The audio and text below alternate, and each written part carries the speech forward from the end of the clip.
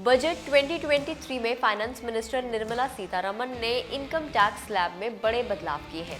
ये बदलाव new tax regime में हुए हैं, जिसके तहत 3 लाख तक अगर आपकी इनकम है तो वो टैक्स के दायरे में नहीं आएगी। इसके अलावा पहले 5 लाख तक की इनकम पर टैक्स नहीं देना होता था, लेकिन अब इसे बढ़ाकर 7 लाख रुपए कर दिया गया है। यानी टैक्स रिबेट की लिमिट को 5 लाख से अब 7 लाख रुपए किया गया है। फाइनेंस मिनिस्टर ने कहा कि नया टैक्स सिस्टम कम कॉम्प्लिकेटेड है एंड ज्यादा बेहतर है। तो ऐसे में आप भी ये जानना चाहते होंगे कि अगर आपने ओल्ड टैक्स रिजीम को ऑप्ट किया है तो नए टैक्स सिस्टम में कैसे शिफ्ट करें। तो चलिए इस वीडियो में हम ये जान लेते हैं।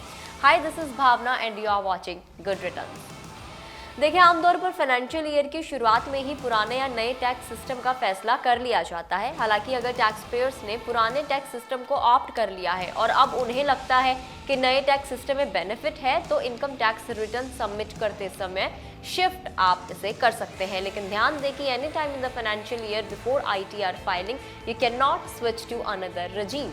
ओल्ड टैक्स सिस्टम और न्यू टैक्स सिस्टम की बात करें तो न्यू टैक्स रजीम में टैक्स रेट्स को कम कर दिया गया है, बट सिस्टम में टैक्स सेविंग्स इन्वेस्टमेंट पर कोई भी बेनिफिट नहीं दिया गया है। हालांकि स्टैंडर्ड डिडक्शन का बेनिफिट जो है वो इसमें इंक्लूड कर दिया गया है।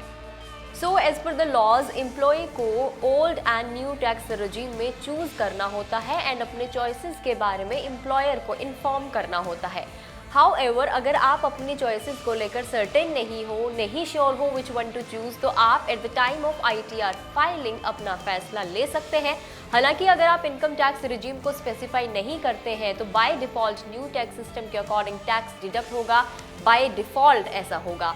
नोट दैट फिस्कल ईयर के बीच में आप स्विच नहीं कर सकते हैं।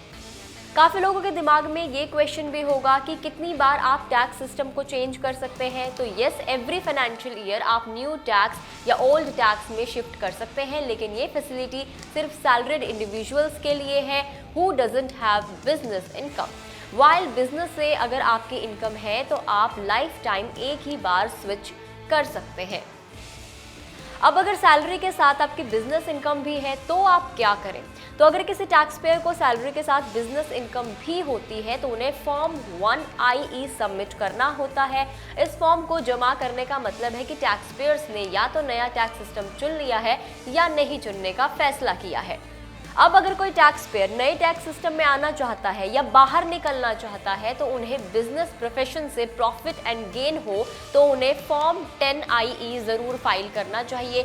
हालांकि अगर कंपनियां प्रोफेशन से इनकम ना हो तो ITR 1 और ITR 2 सबमिट करते समय आसानी से नए टैक्स सिस्टम को आप चुन सकते हैं। अगर सैलरीड एम्प्लॉयज किसी भी बिजनेस एक्टिविटी में हो तो उनकी इनकम सैलरी और profit and gain from business and profession that is PGBP के तहत आएगी। PGB का मतलब होता है शेयर्स की ट्रेडिंग, F&O, कमोडिटी या कमोडिटीज डेरिवेटिव्स, फ्रीलांसिंग, यूट्यूब के जरिए अगर आपकी कमाई होती है या फिर other content publishing platform etcetera से अगर आपकी कमाई हो रही होती है तो वो PGB में आता है।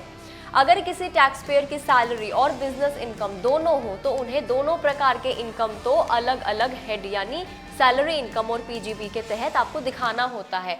इन दोनों को मिलाकर ओवरऑल रेवेन्यू आपका होगा। ऐसे टैक्स पेयर्स को ITR 3 एंड ITR 4 दोनों सबमिट करने होंगे और बिजनेस और सैलरी इनकम दोनों आपको डिक्लेयर करने होंगे।